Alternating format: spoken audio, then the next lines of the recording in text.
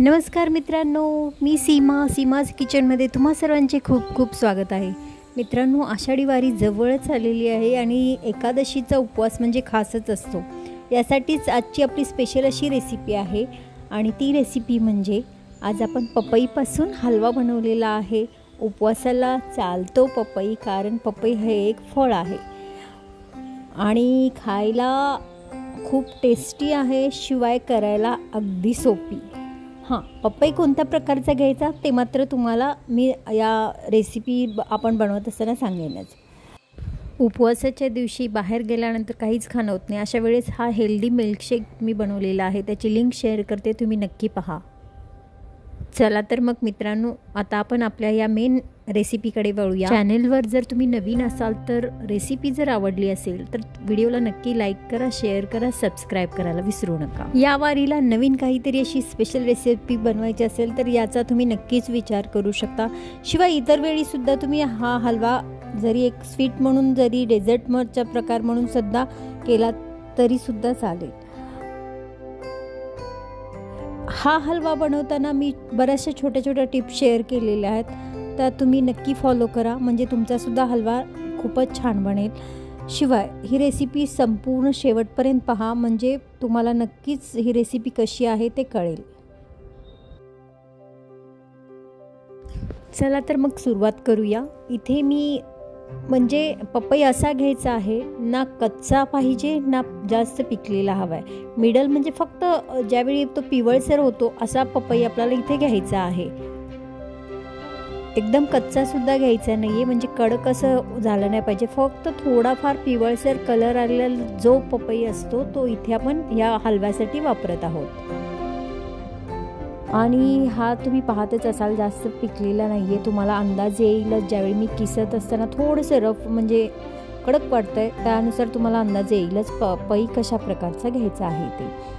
आता हा सर्व आपण याची साली काढून घेऊया आणि याच्यामध्ये थोड्याफार आता ज्या बिया असतील त्यासुद्धा आपल्याला पूर्णपणे काढून घ्यायच्या आहेत. पहा, पपईचा आपण पूर्ण साली काढून घेतलेल्या आहेत. आता आपण याला कट करून याच्यामध्ये बिया आहेत का पाहूया. पहा, या पपईमध्ये ॲक्च्युली ह्या आमच्या झाडाच्याच आहेत आणि यामध्ये शक्यतो जास्त अशा बिया नसतात, थोडंसं फार कवळ असं किंचित असतात बिया याच्यामध्ये. आता हे जे व्हाईट होतं ते आपण चमच्याच्या साहाय्याने संपूर्ण काढून घेतलेलं आहे. आता आपण हे सर्व दोन्ही या पपईचा किस करून घेऊया. मी थोडासा मोठाच किस करून घेते आहे, तुम्हीसुद्धा अशाच पद्धतीने मोठ्या किसणीवर किसून घ्यायचा आहे. जास्त जर बारीक किस घेतला तर एकदम चिकट असा हलवा तयार होईल. त्यासाठी तुम्हीसुद्धा मोठ्या किसणीवरच किसून घ्या. पहा, अशा पद्धतीने हा आपला किस आता तयार होत आलेला आहे, जवळपास झालेला आहे. पूर्ण दोन्ही पपई आपण हे किसून घेतलेले आहेत. जवळपास 2 कप हा किस तयार झालेला आहे. आता इथे मी एक कढई घेतलेली आहे. या कढईमध्ये आपण थोडेसे तूप घालून घेऊया. मी इथे जवळपास अंदाज म्हणाल तर 2 टेबलस्पून तुपाचा वापर इथे मी आत्ता सध्या केलेला आहे. आपल्याला लागेल तसे इथे तुपाचा वापर करायचा आहे. तूप थोडेसे गरम झाल्यानंतर याच्यामध्ये मी काजू आणि बदाम याचे काप करून घेतले होते. हे सुद्धा जवळपास 2 टेबलस्पून आहे, म्हणजे तुम्ही अंदाजानुसार घेऊ शकता, तुम्हाला हवे तितके म्हणजे लागेल तसे तुम्ही इथे ड्रायफ्रूट्सचा आणि तुमच्या आवडीनुसार तुम्ही इथे ड्रायफ्रूट्सचा वापर करू शकता. मी इथे 2 टेबलस्पून घेतलेले आहेत, लांबट आकारात काप केलेला आहे. आता हे थोडंसं आपण गोल्डन ब्राऊन कलर आल्यानंतर भाजून एका साईडला काढून ठेवूया.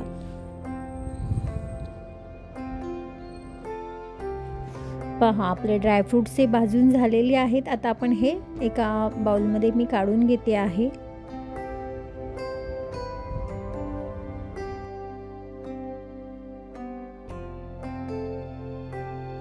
आता याच राहिलेल्या तुपामध्ये आपण जो पपईचा किस करून घेतला होता तो भाजून घेऊयात. आता तुम्ही पहा, याचा जो कलर आहे थोडासा म्हणजे लाईट कलर, येलो कलर आहे आणि जसजसं तुम्ही भाजत जाल तसतसा याचा कलर पहा एकदम डार्क असा पिवळसर तयार होईल. त्यावेळी समजून जायचं आहे की हा आपला पपईचा जो किस आहे तो चांगल्या पद्धतीने भाजून तयार झालेला आहे. आणि भाजत असताना गॅसची जी आच आहे ती मीडियम फ्लेमवर ठेवायची आहे. जास्त स्लो पण नाही आणि जास्त मोठा पण नाही. अशा पद्धतीने आपण या गॅसची आच ठेवून हा पपईचा जो किस आहे तो आपण भाजून घेऊयात. जसं तुम्ही भाजत याल तसं तुम्ही कलर नक्की पहा, म्हणजे तुम्हाला अंदाज येईल की पपई भाजला आहे की नाही याचा बरोबर अंदाज येईल. तुम्ही आता पाहू शकताय ज्यावेळी पपईचा जो कलर होता तो कसा होता आधी भाजण्यापूर्वी आणि आता पहा याचा कलर कसा आहे. मस्त असा हा पिवळसर कलर याला आलेला आहे. त्यामुळे असं समजायचं की आपला हा जो किस आहे तो पूर्णपणे व्यवस्थित भाजला गेलेला आहे. जर तुम्हाला वाटलंच की पपईचं थोडंसं अजून म्हणजे जास्त थोडाफार कच्चा जर तुम्ही घेतलात तर इतका पिवळसर कलर येणार नाही. जर तुम्हाला हवा असेल तर या ठिकाणी तुम्ही फूड कलरचा देखील वापर करू शकता. पपईचा किस आपण साईडला काढून ठेवलेला आहे. त्यानंतर आपण याच्यामध्ये 1 टेबलस्पून तूप घालून घेऊया याच कढईमध्ये. आणि मी इथे माव्याचा वापर करते आहे हलव्यामध्ये.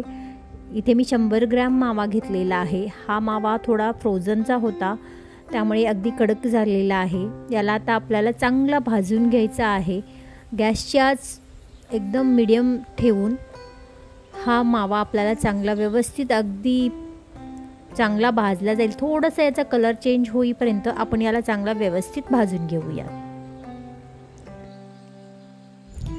तुम्ही पाहू शकता इथे जसजसं आपण मावा भाजत चाललेलो आहे तसतसा हा मेल्ट होत आहे. आणि हा मावा इतपत भाजायचा आहे थोडासा एकदम लाईट ब्राऊन कलर आला पाहिजे तोपर्यंत आपण हा मावा भाजून घेऊया. पहा मावा भाजून झालेला आहे आपला.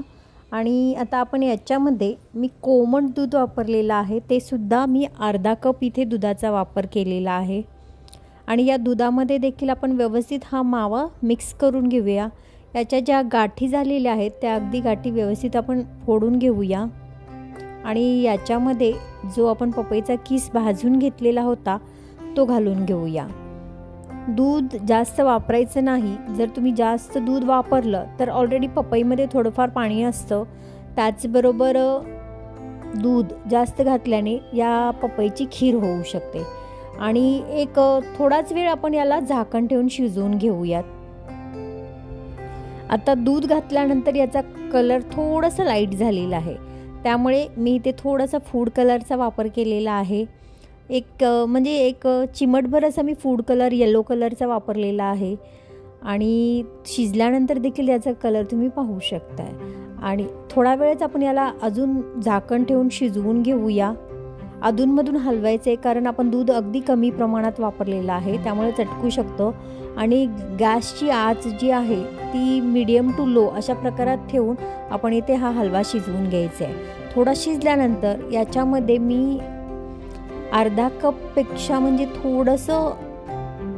थोडेच म्हणजे 2 टेबलस्पून कमी अर्धा कपला इतकी साखर इथे वापरलेली आहे.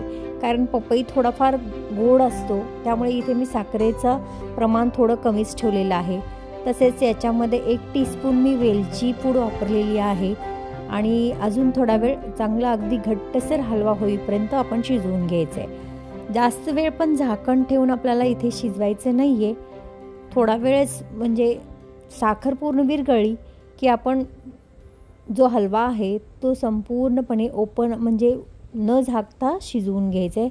जोपर्यंत याच्यातील पाणी आणि जे दुधाचं प्रमाण आहे ते अगदी व्यवस्थित आटलं जात नाही तोपर्यंत.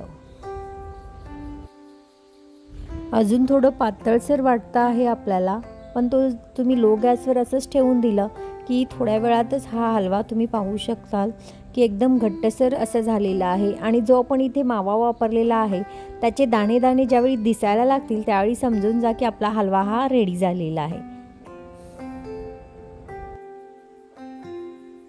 आता या ठिकाणी आपल्याला अजिबात झाकण ठेवून शिजवायचं नाही आहे. अगदी ओपन ठेवूनच आपल्याला संपूर्णपणे अगदी शेवटपर्यंत हा हलवा शिजवून घ्यायचा आहे. जर जास्त वेळ तुम्ही झाकण ठेवून शिजवलात तर हा जो हलवा आहे तो चिकटसर असा होईल, ड्राय असा होणार नाही. पहा एकदम आता थोडाफारच ड्राय व्हायचा राहिलेला आहे. मस्त अशी ही रेसिपी आहे. खायला खूप टेस्टी आहे. तुम्ही या आषाढीला नक्की करून पहा. काहीतरी वेगळा पदार्थ आहे आणि तुम्हाला नक्कीच आवडेल याची मी आशा करते. आता याच्यावर आपण जे ड्रायफ्रूटचे काप फ्राय करून घेतले होते ते वरून घालूयात आणि गॅस बंद करून घेऊयात आणि थोडा वेळ थंड झाल्यानंतर आपण हा हलवा सर्व करूया. आता आपण हलवा सर्व करत आहोत. त्यासाठी मी इथे वाटीमध्ये घेतलेला आहे आणि थोडंसं आपण याच्यावरती जे ड्रायफ्रूटचे काप मी थोडेफार ठेवून घेतले होते गार्निशिंगकरिता ते घालून आपण हा हलवा सर्व करूया. सोबतच आपण याच्यावरती केशर काड्या आणि पिस्त्याने आपण हा हलवा सजवलेला आहे. तुम्हीसुद्धा नक्की करून पहा आणि कशी झाली ती रेसिपी मला कमेंटद्वारे नक्की कळवा. त्याचबरोबर माझी रेसिपी जर तुम्हाला आवडली असेल तर व्हिडिओला नक्की लाईक करा, शेअर करा आणि सबस्क्राईब करा आणि रेसिपीबद्दल नक्की कमेंट करायला विसरू नका. तसेच त्याचबरोबर तुम्हाला आषाढी वारीसाठी खूप खूप शुभेच्छा. रामकृष्ण हरी माऊली. चला तर मग आपण पुन्हा भेटूया अशाच एखाद्या नवीन रेसिपीसोबत. तोपर्यंत स्वस्त खा, मस्त रहा, नेहमीच आनंदी रहा. तुम्ही माझी रेसिपी वेळात वेळ काढून पाहिल्याबद्दल धन्यवाद.